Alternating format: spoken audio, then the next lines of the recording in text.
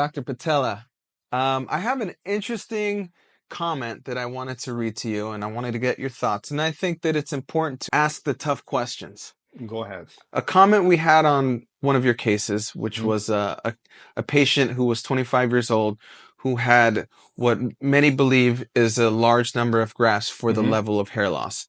This is what one poster said. It'll almost certainly turn out great, but I think it's absolutely crazy to use that many grafts on what's really a fairly minor case. If this were posted for most other surgeons, they'd get blasted about that. First and foremost, I'd like to thank the one who asked this question. The most important feature is the genetics. If the patient has a very strong genetics for hair loss, male pattern hair loss, is most likely he may lose all the hair all over the scalp. So we should plan the strategy considering these genetic features. And the second most important feature is whether the patient is using or not any medications to prevent further miniaturization of the hair, further hair loss. Okay, this is really important. This patient's history, he tells me that his father is pretty much like him. He stopped his hair loss on the mid scalp, so his crown is in good shape. This is an important consideration for this patient. His donor area is really good, amazing donor area that may turn into a resource for another hair transplant in the future.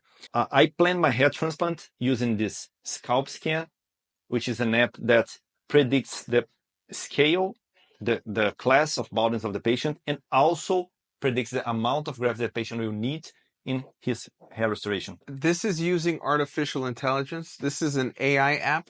Yes, as it can automatically measure the hair shaft diameter only based on photos and on this model. Why did I came up with this new scale for measuring the baldness and also this app?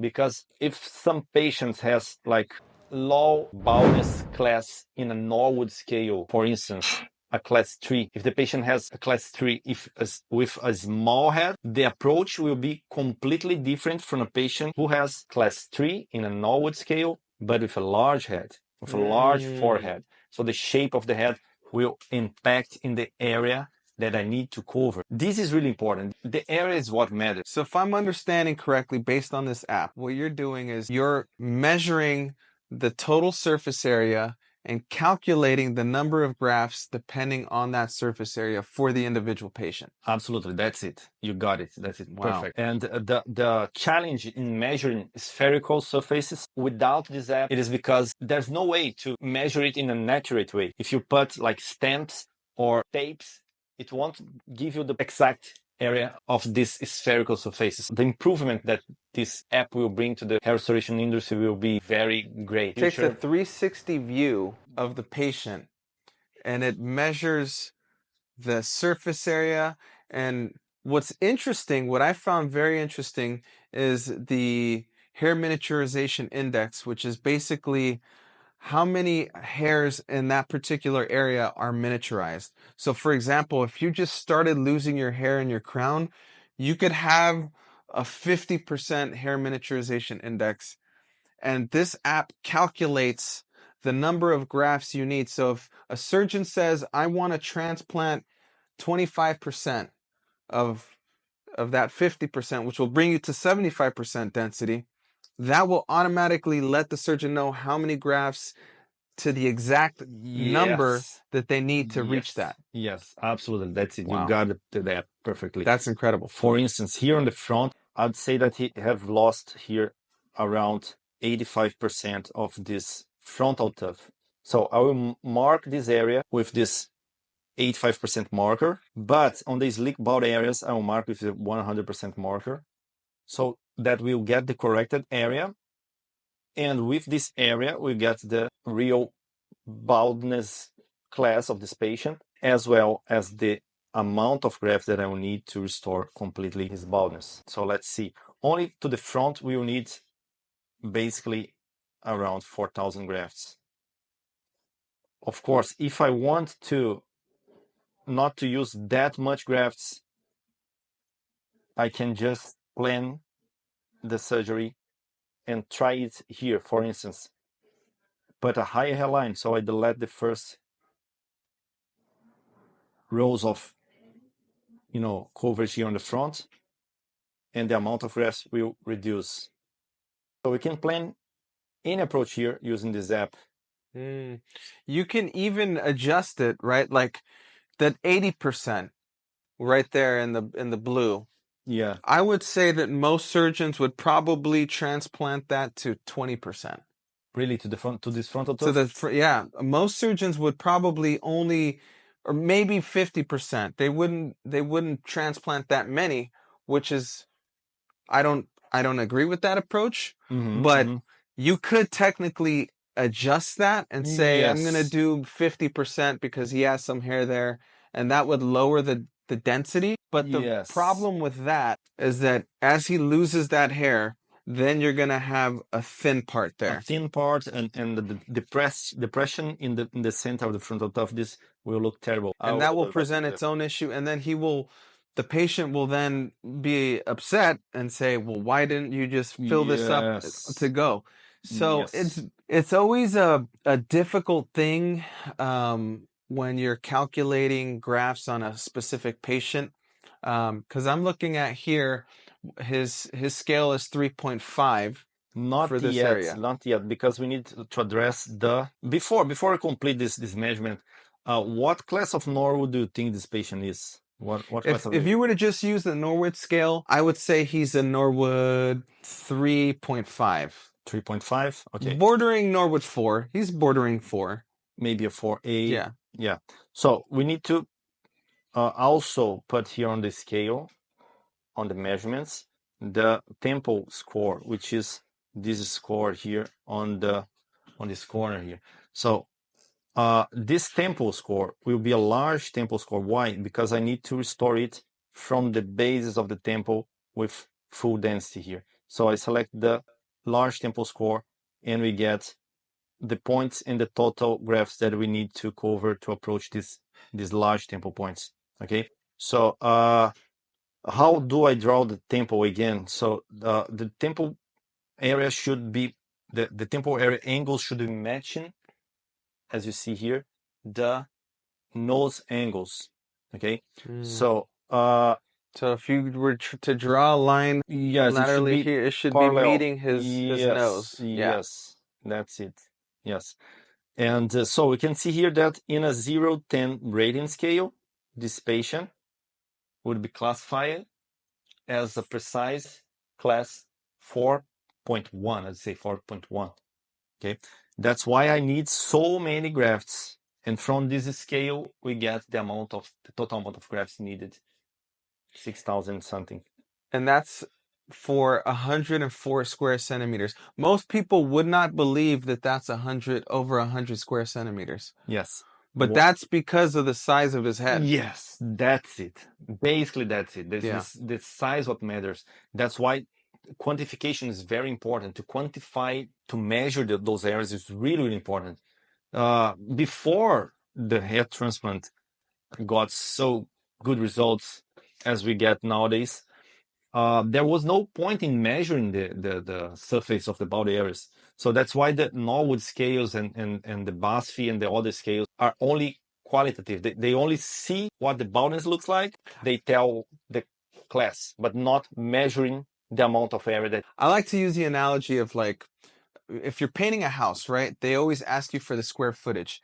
If you were to just break it up into single-story house, two-story house, you could have one two-story house that's 5,000 square feet. Another two-story house could be 2,000 square feet. Just because they're both 2 stories doesn't mean you're going to need the same amount of paint. It all depends on the square footage. The same thing with your head, right?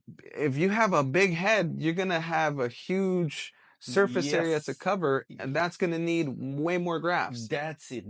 You just describe it in a simple way. All these complications of this scale, that's it. Basically, that's it. This does not mean that the surgeon needs to do all the 6,000 grafts or 7,000 whatever in one session. He may split it in 2 or 3 sessions, but what the patient needs is this amount of grafts. It's not based on assumptions. It's not based on what I think, my impression. No, it's based on Data. quantification, data. Yes, that's it. Now, I will say this though, that you could technically, if you wanted to, you could adjust it and say instead of 100% in the bald areas, you could say 80%, and then in that tuft, you could say 40%, and it will be lower density and lower number of grafts. Obviously, that would change the appearance. So it all depends on the goals of the patient. Like if you had this patient and you told him 6,000 grafts and he said, that's too many grafts. I don't really want to have just, I don't care about density. I just want to have some hair. Yeah. It looks a little, even if it looks thin, I don't care. What's the percentage you said to the frontal tuft? So the 40% 40 and then maybe on the sides 80%. sides 80%, frontal tuft. So let's try this here and see the amount of grafts that I need. Frontal tuft, 40. Because I think that's what's the most interesting of this app is, once it gets presented you can out, adjust the strategy. and you can adjust based on the surgeon's philosophy and what they feel comfortable with, also the patient's goals, because so many questions revolve around why did this surgeon tell me 4,000 grafts, this surgeon told me 2,000 grafts. Yes. And they could both be good surgeons. But one surgeon may say, you're 25 years old, I don't feel comfortable with doing more than 2,000 grafts from your donor. And, it's not going to be fully dense, but that's what I'm comfortable with doing, and I'd rather be safe than sorry. Well, This is a very good strategy as well. Yeah. Another surgeon may say, you know what? I would rather you be happy, get the result that you want to get now. And if you need further surgeries, I'm confident that with medication, you'll be good for a while. And based on your family history, you're good. So it's two different schools of thought. Who's to say who's right or wrong? I feel like both have merit. Personally, I would lean more towards aggressive. Me as a patient, if I was a patient, I would say I want to get it dense. However many grafts that requires, that's what it needs. Look here, your strategy. Are you restoring the temples or not? So most surgeons wouldn't even restore the temples. They would leave it like that. Okay, so in this case, we would need, look here, 3,000. Which is what most people would do. Would assume that case requires. Most people would say 3,200. What's the problem with this approach? Let's talk about the cons. Yes. The density here on the front will not match with the density here on the mid scalp and crown. This is a very, very dense hair. Thick hair too. Very thick hair, yes. I don't know. Maybe it turned out good, but I don't know. This is a good strategy. Thinking about the future, absolutely good strategy.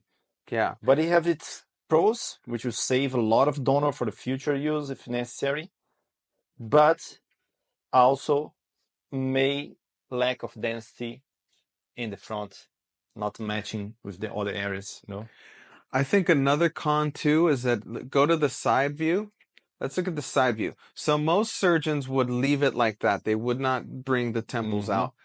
That's going to give him a very wide forehead, absolutely, which will present, it won't look aesthetically good. I mean, it'll be an improvement, but it won't be aesthetically that good. And like you said, with the 80% there, what will happen is whenever he goes to the pool or anywhere like that, the front's going to look thin. Or if he's in high lighting, the front's going to look thin. He may be fine with it, or he may also be like, I want to get more surgery. So I think it depends really on, number one, what the patient's goals are. If the patient says, listen, I just want a little bit of hair. I don't care about it being super dense as long as there's a good outline and it looks decent. I'm good with 3,200 grafts. Another patient may say, you know what? I want all in. I want all in. I don't want to look like I'm balding at all. If I'm getting surgery, it's that I look like I'm not balding. I lean towards that. I think a lot of guys lean towards that. Talking about 3,200 grafts out, do something different here. Maybe put in a higher hairline with more density behind it.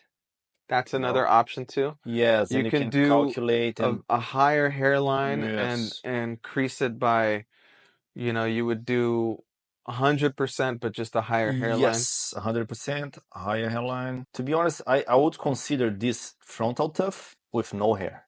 I wouldn't consider this frontal tuft with good hair to, to reduce my miniaturization index.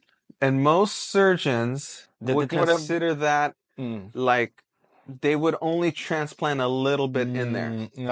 I tend not to rely on those hair to get a good result. T I know Tell me why. because the hair, this kind of hair, very thick hair and wavy hair, it will grow very voluminous here on the corners. But here on the frontal tuft, if I do not put a good density here, it will be like Flat. yes, flatter and It won't have that same boost. yes, this quip here is really important, and it's brought by the frontal tuft. So I would consider this area with a 100% miniaturization index, as I did. Yeah. As I did. So that would bring you up with a higher hairline. We're looking at 3,500 grafts, Yeah. which is what most people would Would do. also they would be okay with that.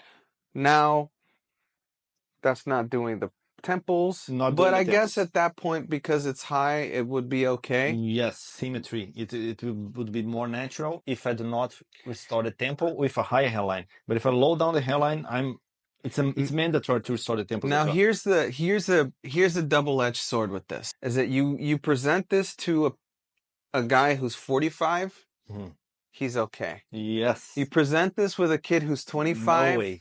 he wants to make TikTok videos doing the dances. He's not so happy about it. Years of age, he wants his hair back and he wants to enjoy, youth. That's understandable. And I think that the most important thing for me is patient education, having a patient understand all the pros and cons and understand really, okay, what am I choosing here? Right? If you tell the patient, look, this is the situation, you may, not likely, but you may lose more hair, which will require you to get more grafts. We've taken out 6,000. I've measured your donor density. You have, let's say, maybe another 6,000. The rest of your scalp would probably require maybe 10,000, another or something like that. We would have to assume that we would do maybe 6,000 from scalp additional, maybe some from the beard, and you would get not full coverage. You would not have full coverage. Yes, that's it. That's it. It should be, agreed with the agreement with the patient. And most importantly, the patient should understand that he is also responsible for the results by doing the clinical treatment. If the patient comes to me, I'm obliged to give him the best hair transplant he should get. But he should also understand that he's responsible for the clinical treatment using minoxidil or whatever to prevent further hair loss. This is really important. So the patient is also responsible for his own result. This is really important. This is very important. Some patients are not doing the clinical treatment. They want hair transplant. I want to go to Dr. Pittella and solve my problem. But wait a minute. You need to do your part. Yeah. Your part is clinical treatment. Oh, absolutely. I mean, if your car's been fading for years and you go and get it painted, you get a fresh paint, well, guess what? That same thing's gonna happen unless you do what? Protect it from the sun. So it's two things. Unless you want to keep, and the difference with the getting a car painted is you can get your car painted infinite number of times. You only have so much of your hair to transplant. So you have to think of it that way. Okay, now I got the issue fixed, but now I have to make sure that I don't. I'm not saying I like Dr. Pittella, but I don't want to see him in another 5 years and say, Yes. come and do another transplant. You want to minimize that. That's the name of the game. Maintain what you have. The transplant is only restoring what you've lost. Yes, that's it. I agree 100%. So we've talked about the scalp scan. We've looked in real time the reason why those number of grafts were done, and I think it makes perfect sense to me based on the goals, based on the objective. Now, the audience can determine whether or not they would have wanted that. And again, it's completely up to the patient and up to the surgeon to find, a meeting ground.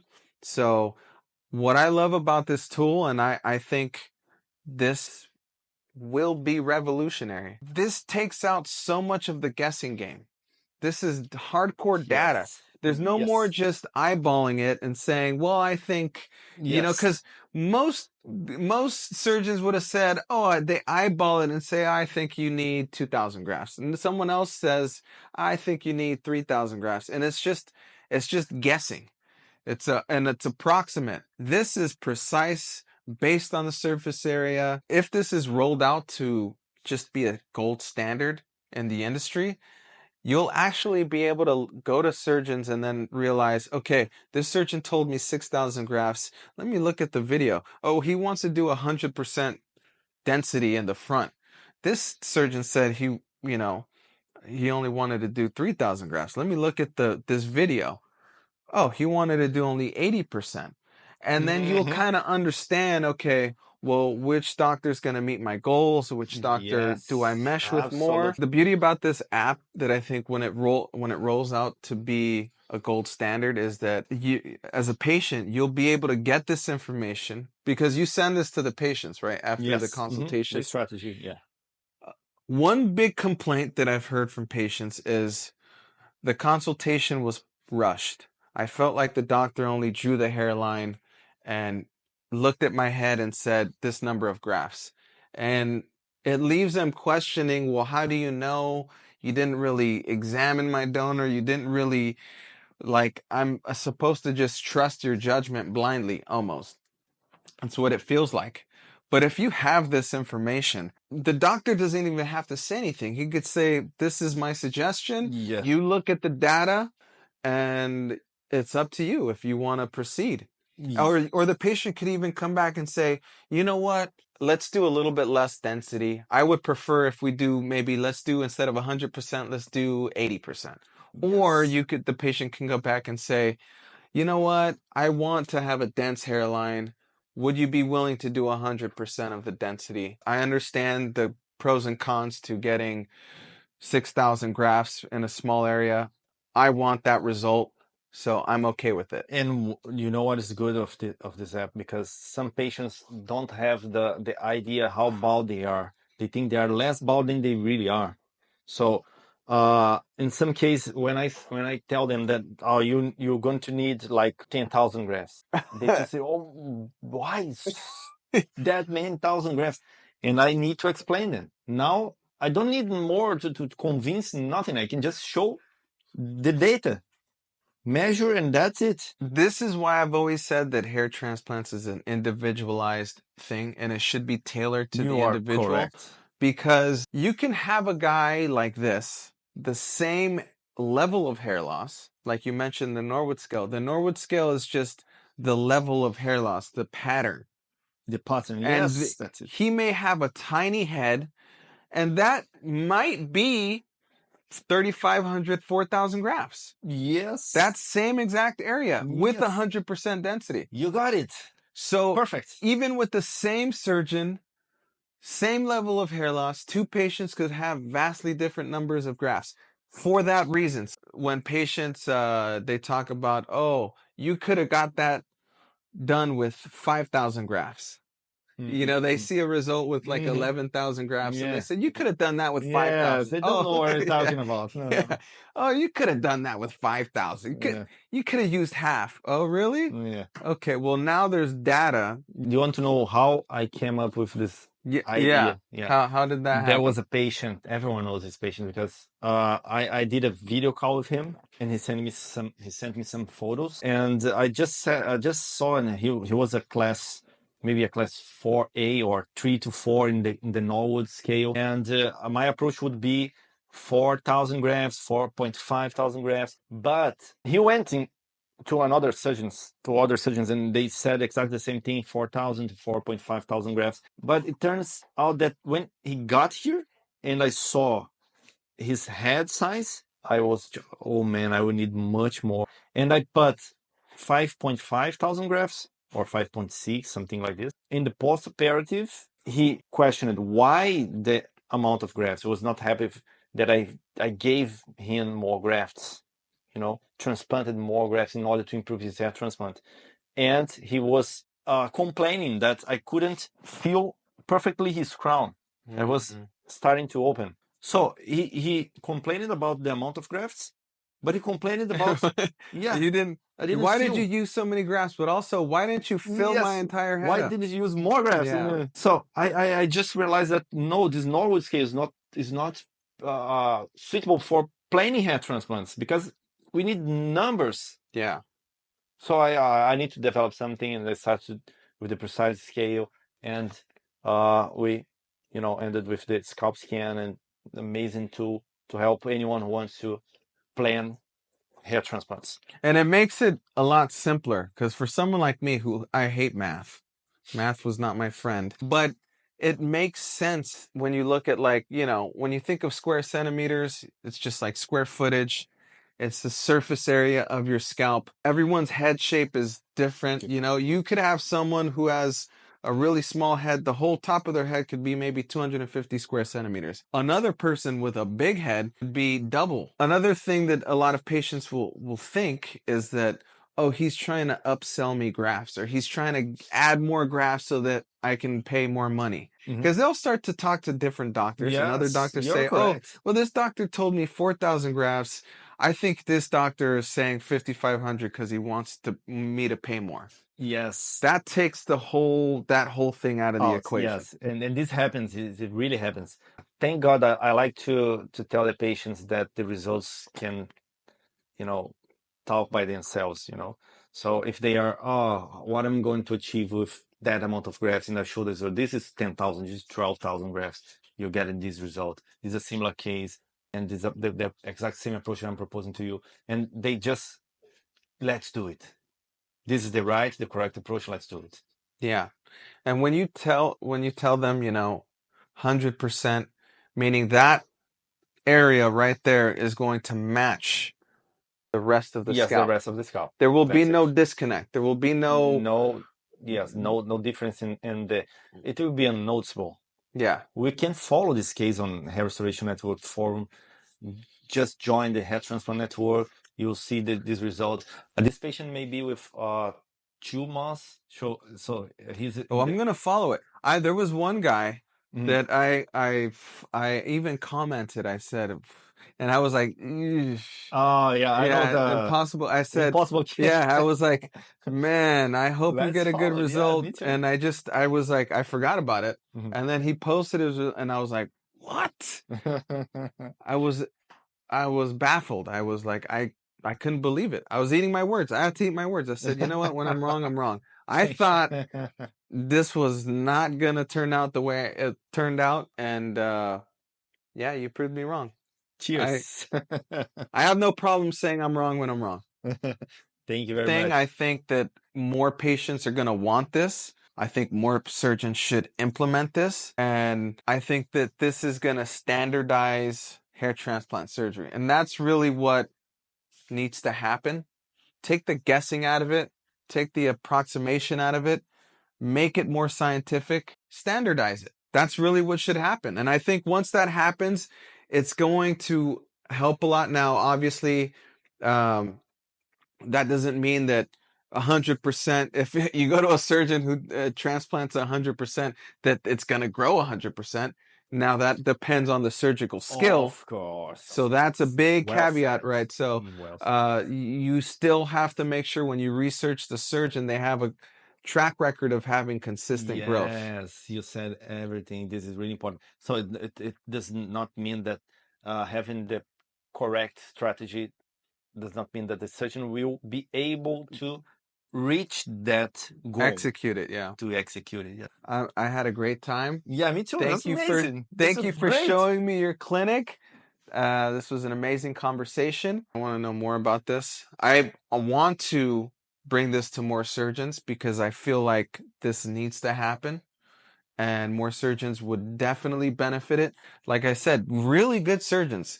The biggest complaint they have is the consultation felt rushed. In order to get this precise number, you need to be in person. Well, thank you guys. I hope you found this podcast informative. Thank you, Dr. Pittella, for having me.